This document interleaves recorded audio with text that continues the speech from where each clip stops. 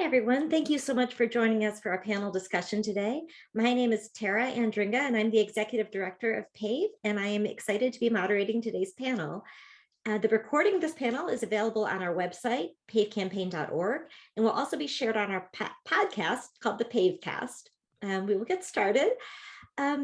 As AVs are playing an increasingly visible role in our transportation future, state departments of transportation are actively preparing for these new technologies and thinking through the changes they need to make of how they do things to prepare for this future. So we wanted to bring together experts from two different states who can help us understand how different states are approaching these issues. Darran Anderson from the Texas Department of Transportation is here with us. Hi. And great to have you. And Nanette Schieke from Maryland's Department of Transportation. One other thing I just wanted to mention quickly is both Texas and Maryland are participants in PAVE's Public Sector Advisory Council. And I know we have a lot of guests from the public sector. If anyone is interested in joining, we're always welcome new voices to that advisory group. But we'll go ahead and get started. First, just wanted to talk about kind of how your states got into the AV space, how you started, when you first started thinking about autonomous vehicles, and was it proactive, or were you reacting to interest in a specific deployment? Darran, let's start with you. Curious about how Texas got into AVs. It was about 2013, and our state legislature had a requirement of us in the session to begin to examine emerging technologies and their impact on mobility and the future of the state. And as a part of that, AV was one of the predominant ones that came up first. We established a task force, a technology task force that we continue today that helps us identify new emerging technologies. And I guess, there was also a little bit of reaction, because I'll acknowledge that, Google cars had an effort in a retirement community going on at the time, but apart from that, we had no other AV knowledge or activities in the state. So it was partly that, but mostly from our legislative requirements.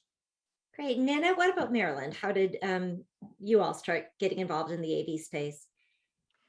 So around the same time as Texas, and I think for some that are in the driver safety arena, engineers that deal with traffic safety management, we've been thinking about this for quite some time. But our leadership at Maryland Department of Transportation decided in 2015 that we needed to purposely address both connected and automated vehicles. And so they created the Maryland CAV Working Group, and we've had 4 subgroups that stem from it now. And at the beginning, we were about 20 of us sitting around a table with lots of questions.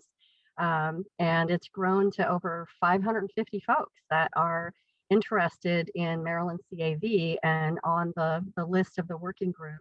So we have a good amount that come to each of the meetings, and we still have lots of questions, but we definitely had industry involved from the very beginning. And it seemed as soon as there was that focal point for coordination of the effort, we had companies come to us and interested in dialogue. So that's great. And that's a theme I think we've seen through all of PAVE's panels is the importance of collaboration between industry and the public sector, and the critical role that those conversations play. Another thing that I wanted to just give people a really big overview on are the kinds of projects and deployments and pilots happening in both of your states. Darran, can you talk about some of the AV deployments in Texas? We started with some pilots, several years ago, some micromobility shuttles. A lot of this was at the city level, in the Dallas-Fort Worth area, the Houston level, and those have continued in support of universities as well as other in and around efforts. And then there were early deployments. Folks like Drive AI did some piloting up in the Dallas-Fort Worth area. But now that's really expanded. I can't actually think of a platform that some manufacturer or startup is developing that with the intent to be fully autonomous that we don't have operating in the state right now.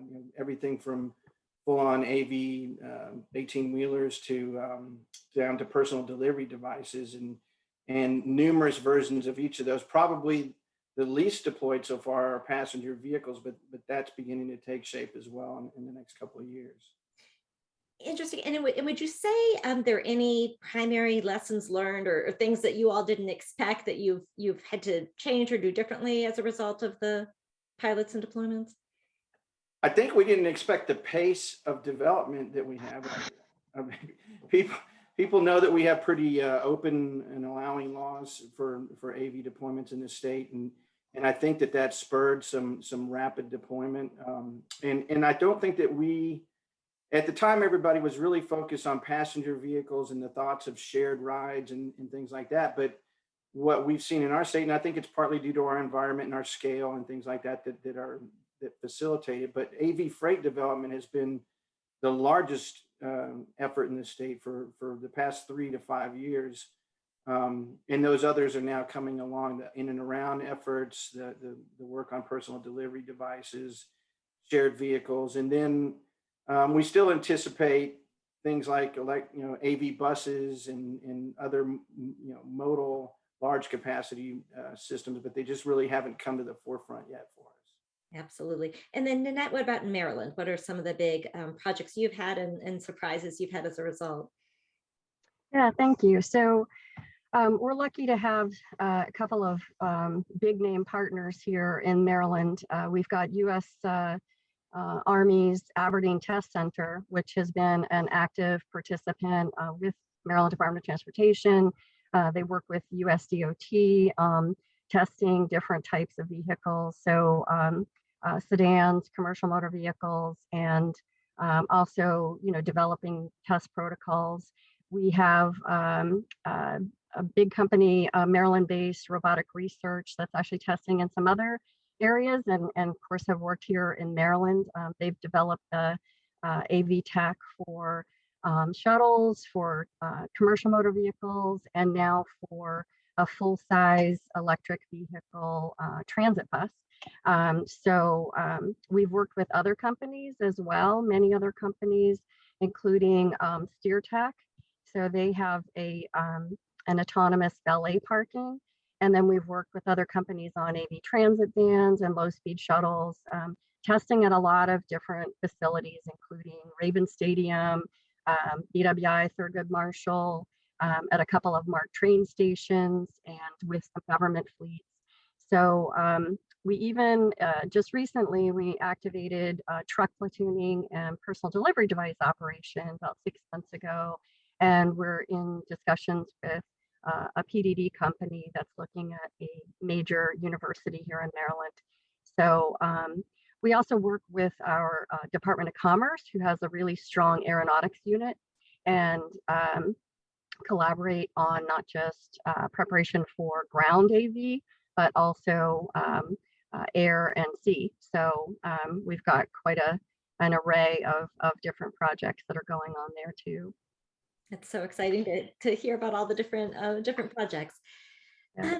I want to try to combine, we got a lot of questions from the audience for this panel, and we wanted to try to combine some of them to really, respond to things that people are wondering about.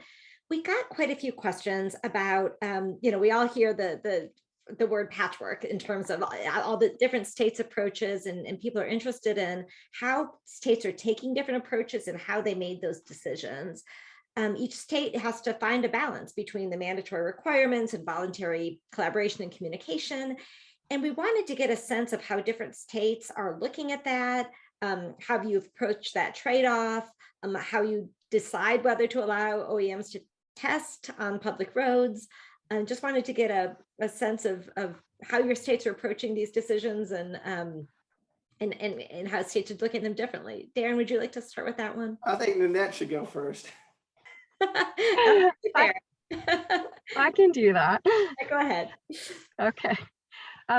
So interestingly, Maryland's process for on-road testing of the highly automated vehicles is not something that you'll find on a map or on a lot of lists, because we already had an authority that was on the books to be able to do the testing.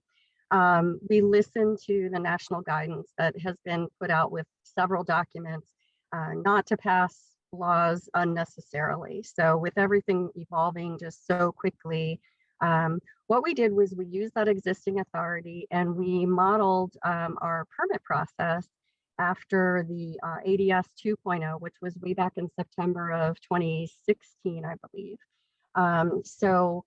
We use that almost verbatim. Maryland's process is a very collaborative process. So it is a voluntary collaborative process, but we use that dialogue with the companies, specifically bringing in those that are the infrastructure owner operator and the emergency responders from that area, and hold ourselves to specific timeframes to meet the needs of industry, and allow for self-certification of much of the necessary information with that straight line of responsibility back to the OEM or the developer of the technology.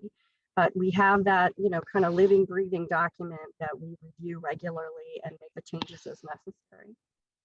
Fantastic. And Darran, you want to talk about the Yeah, I love that. I actually I thought Maryland had a little bit more stricter regulations, but we're very similar. It's collaborative. Our laws are open to deployment and not just testing, but actual operations.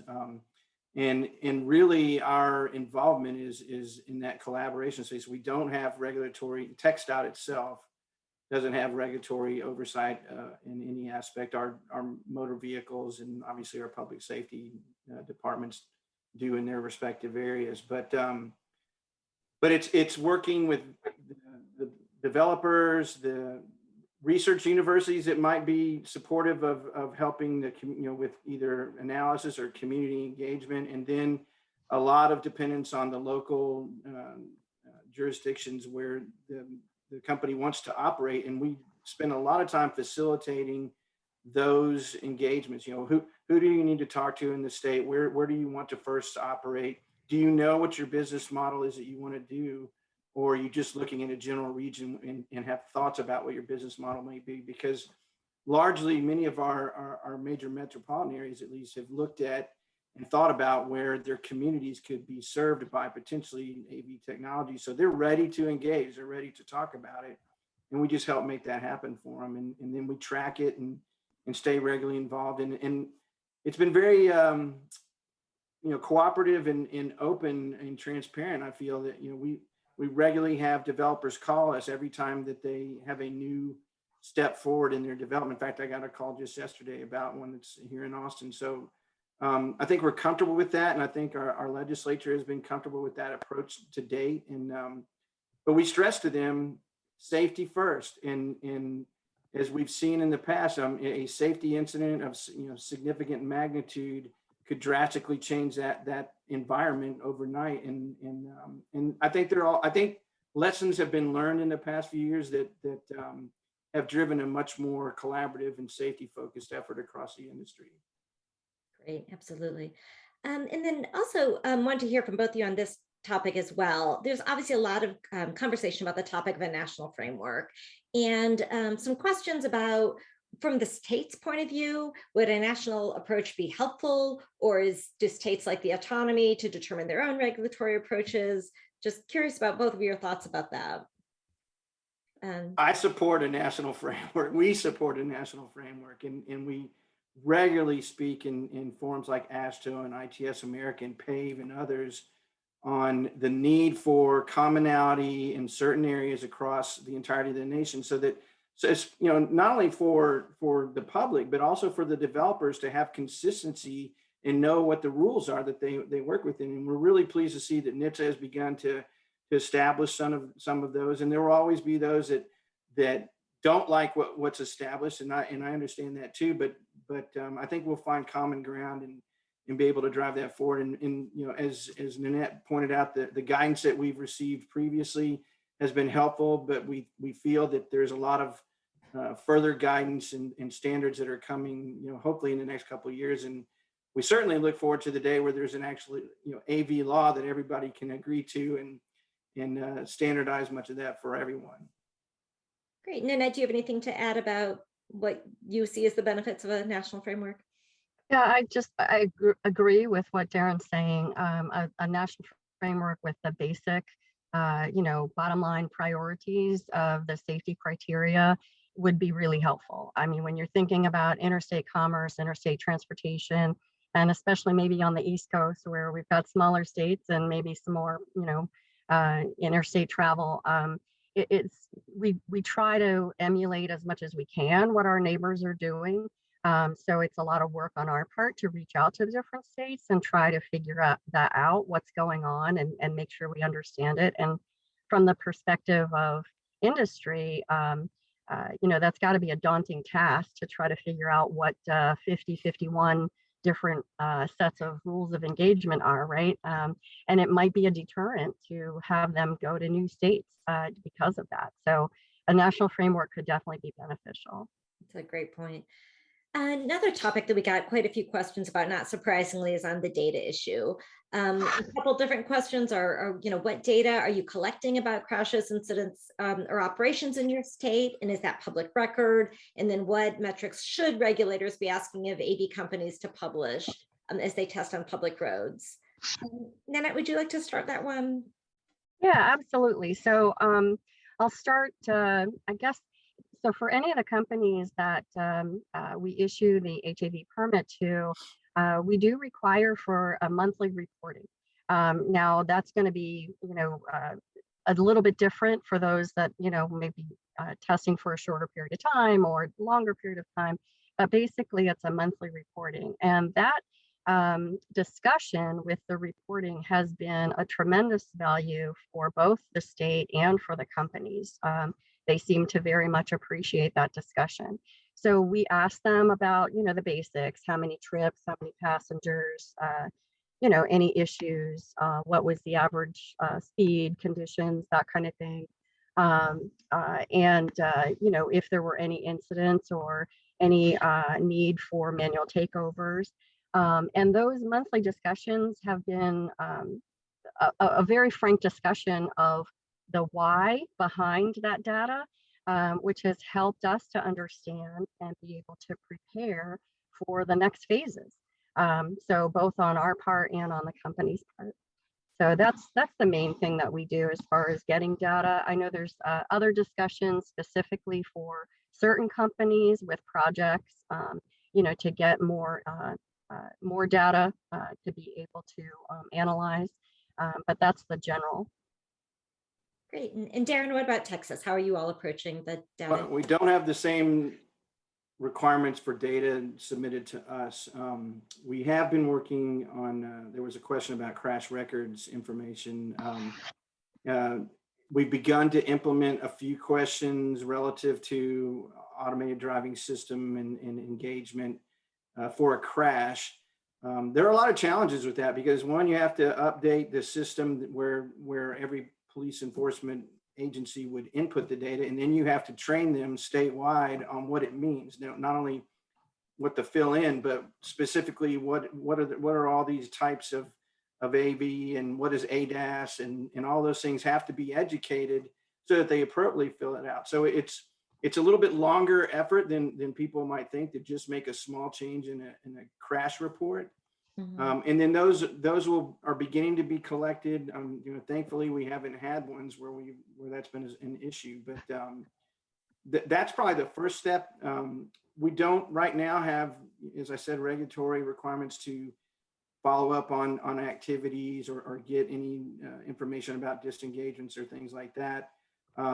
We've been hoping and expecting the federal government to kind of standardize what those data requirements may be, and they did publish some guidance on that recently.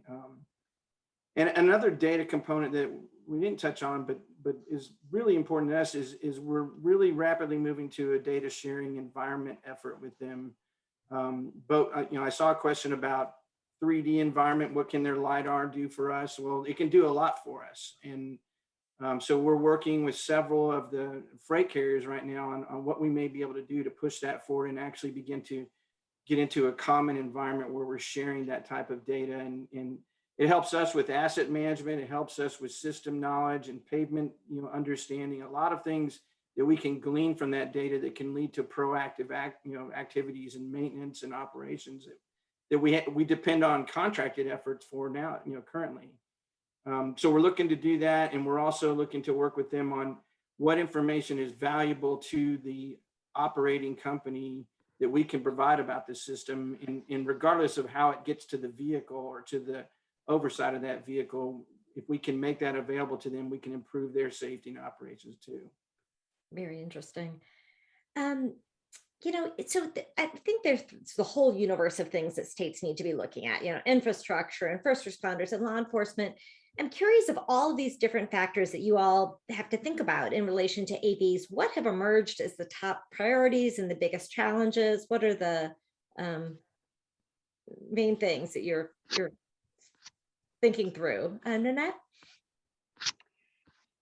So there's a lot of different answers that I could come up with there, but I think law enforcement and emergency response is probably one of the definite priorities.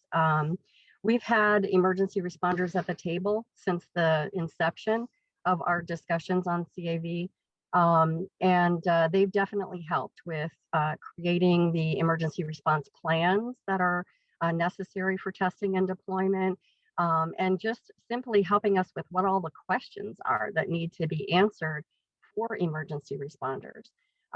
We've got in Maryland state police that is responsible for vehicle inspections.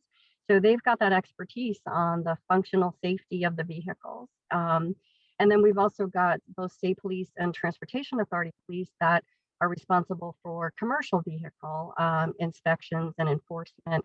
And so their expertise and knowledge is helpful for coming up with the best alternatives to be able to have effective and efficient commercial operations of AVs. So, and just a quick mention on the firefighters, because I think, we've seen an understanding nationally of the importance of law enforcement. But I think we're just beginning to see a recognition nationally of including firefighters and fire professionals as a part of the conversation. But remember, they already have instruction and expertise on EVs, and that's a big part of what we're dealing with the automated vehicle. Definitely. Darran, anything to add on that? I mean, no surprise. I mean, that's a great answer. And it's funny, because as you work with your partner agencies, public safety is the number one ask, and then that quickly leads to how do law enforcement and fire and others engage or deal with these systems when they have to do their duties.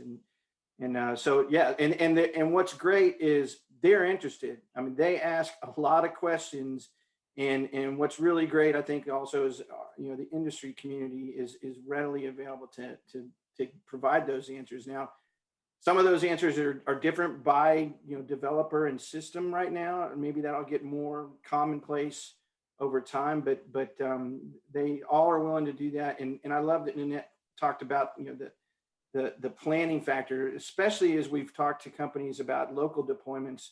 The model has kind of evolved into involving emergency response, involving all the local government elements, the community representatives, to plan through exactly what might be the challenges and what are the use cases, if you will, and how will they respond and operate to make it a safe and actually, a positive deployment for that company and for the people that will use it.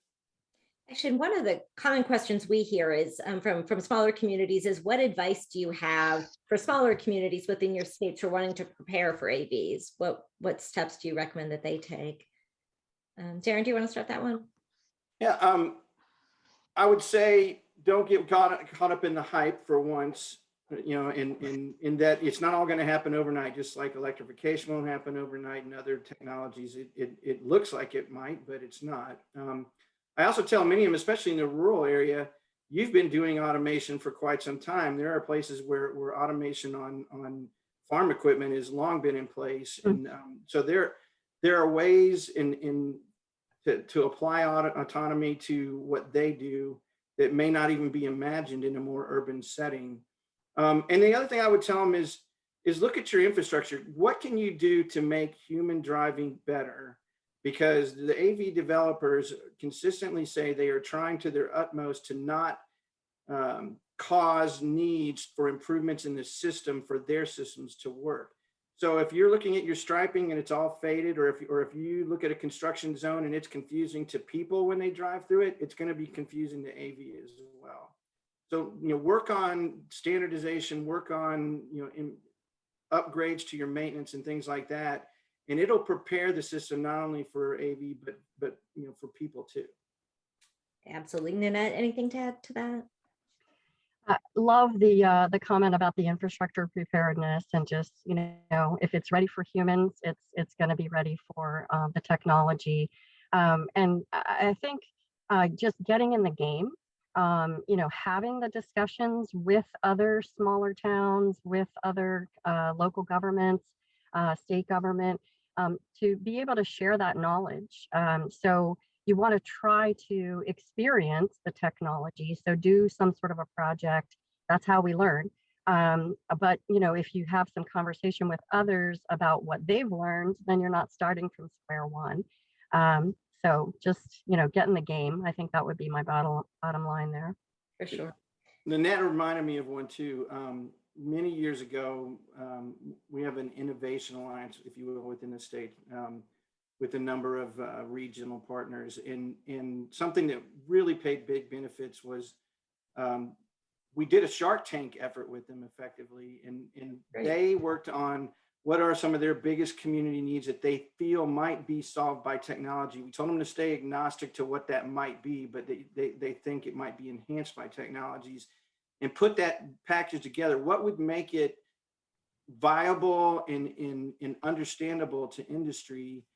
And we actually had, folks like venture capitalists and AV developers and others come in and hear their pitches and help them refine those pitches to the point where then they were, when the technology was ready to come, they had ready-made opportunities for them to consider. Maybe they used them, maybe they didn't, but it's another part that a small community can do as well, is think about what your needs are, that where technology might help.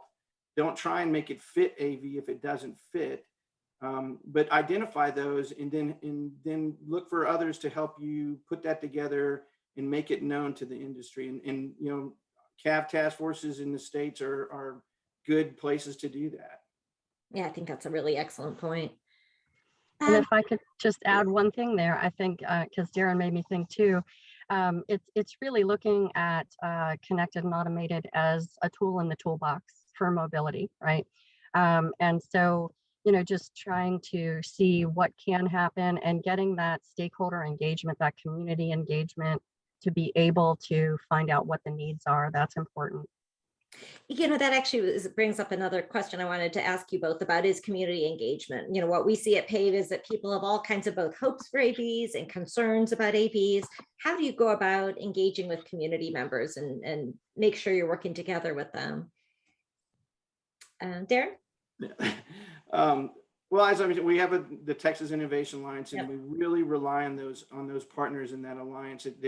They're made up of no requirement on specifically how they're made up, but typically they represent government elements of a given region or city, as well as some of those community interests, and they form the core of people that can think about that. But then over time, they've developed and they've identified who are all those community partners in their region that have specific challenges and interest, and they're bringing them to the table locally and informing them of what emerging technologies are out there, inclusive of AV, and what can they use them for. And then we bring, as again, needs grow larger in scale to where, as a state agency, we can look at that and think about how we can help. They bring that forward to us as well. Sure.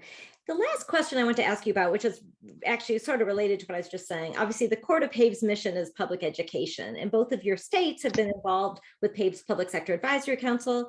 Just curious from your perspective, both why you think public education is so important and how that makes a difference, and then how you go about it. Nanette, do you want to take that on? Sure. Yeah, I mean, the public education and outreach is critical. Because you've got to have the different perspectives at the table to be able to understand and be able to move forward.